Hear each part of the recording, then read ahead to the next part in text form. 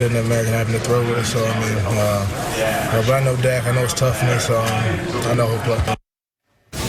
Coach, how concerned are you about that shoulder? Do you think it'll affect his play on Sunday?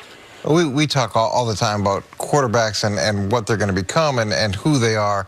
And these are the moments that from a coaching staff perspective and from an organizational perspective, you're looking at a guy to see how they respond. The first time they really have to deal with an injury that could affect their ability to perform and how well they deal with that pain. And from listening to people who are in the building and even the comments that you hear from Jason, he has an inherent toughness. And I think he'll be able to overcome the pain that's associated with it.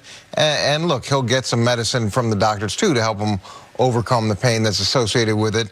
It's funny that Zeke talking about he couldn't imagine throwing with that injury. Well, yeah, because ideally he gets the ball that many more times, a little bit of lobbying there. Right. But I think he'll do well considering, you know, how painful the injury is and the other injuries he's dealing with. It's a little bit funny that he got hurt running a quarterback-driven run. Not funny, but, you know, there's all we talk about is Lamar and the quarterback-driven runs and how the game is changing. And here, this is what he gets hurt on, a quarterback-driven run going into the most important game of the season.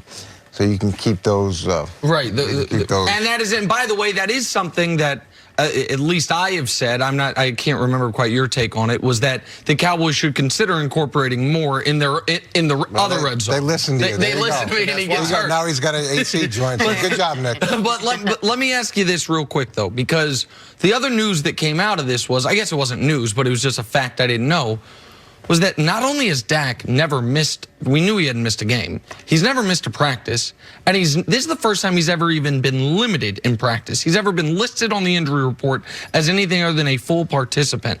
This is the end of his 4th year. You've obviously coached teams and been around a bunch of teams. How rare is that? I was wildly impressed by that he has gone this long in the league without ever having to be listed on the injury report as being limited in practice. It's rare. But sometimes you can look at something like that and think that guy has a special regimen or he has some secret to not get injured.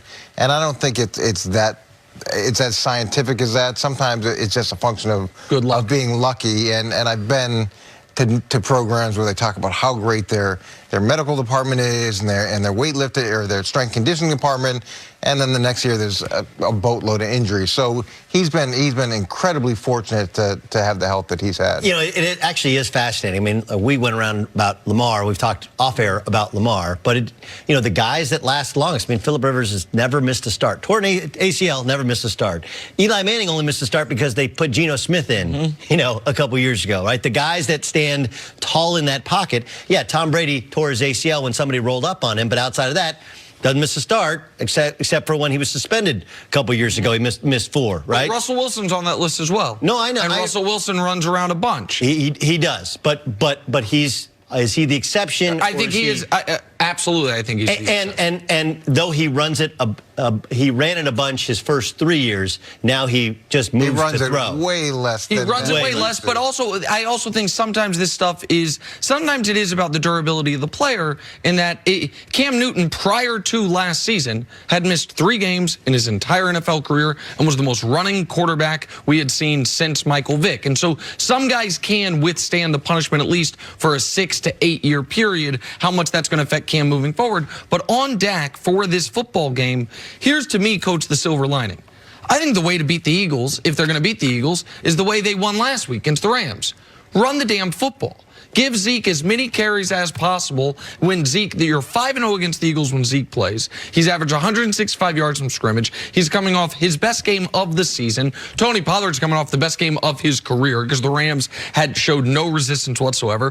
Pro Bowl rosters just came out. Even if you want to throw those out, you got 3 Pro Bowl offensive linemen. See if Philadelphia can stop the running game to where you don't need Dak to drop back more than 25 times. But what if the Eagles been really good at the whole year? Stopping the run. Stopping the run. Right. Defensive backfield's the weakness of their yeah, so it may be your strength, but you're going to go against their greatest strength. And if they think that Dak can't throw, they're going to just load the box up. And then you can also incorporate run pressures that help disrupt the running game as well. If you don't back those guys off some, as good as Zeke has played against them, it's hard. It's going to be hard to find spots. I also think it's a big challenge for Kellen Moore. Here you have a rookie play caller, right? And I thought early in the year he got a little too cute.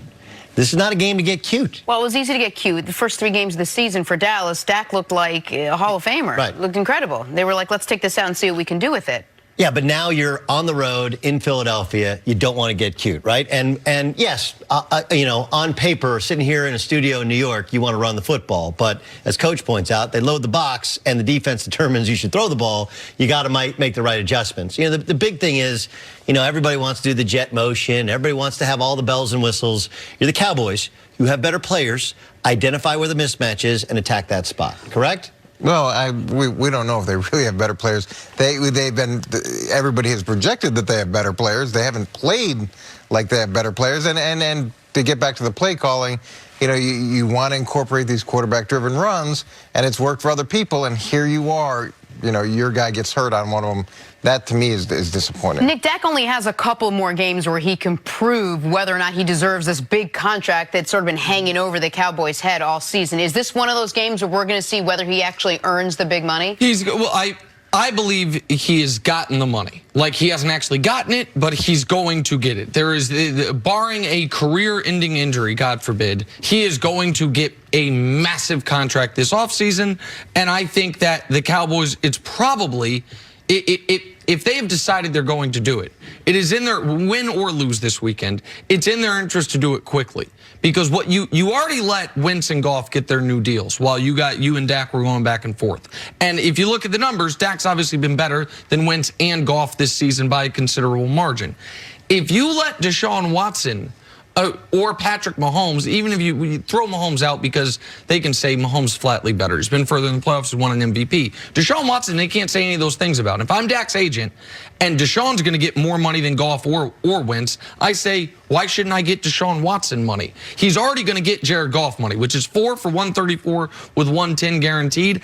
I don't think it's predicated on if they win this football game or not. But all people talk about on shows is how disappointing it is that Wentz and Goff got contracts. Yes. So now you're going to rush to give another guy a contract that you're not sure on?